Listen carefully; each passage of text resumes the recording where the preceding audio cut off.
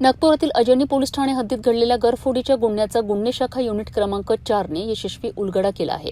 7 एप्रिलच्या रात्री ते 8 एप्रिलच्या सकाळच्या दरम्यान मानेवाडा रोड परिसरात राहणारे फिर्यादी नरेश कांबळे हे आपल्या घरी कुलूप लावून बाहेर गेले असताना अज्ञात चोरट्यांनी घराचे कुलूप तोडून आत प्रवेश केला.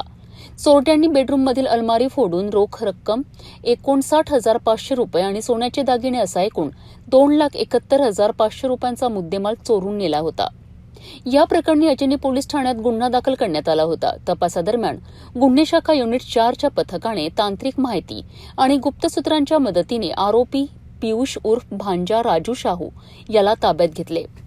विचारपूस केल्यानंतर आरोपीने हा गुन्हा 2 अल्पवयीन साथीदारांसह केल्याची कबुली दिली आहे.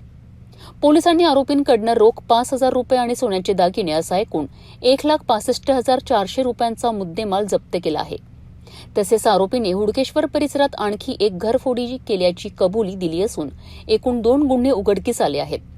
सध्या आरोपीला पुढील कारवाईकरिता अजनी पोलिसांच्या ताब्यात देण्यात आले असून पुढील तपास सुरू आहे.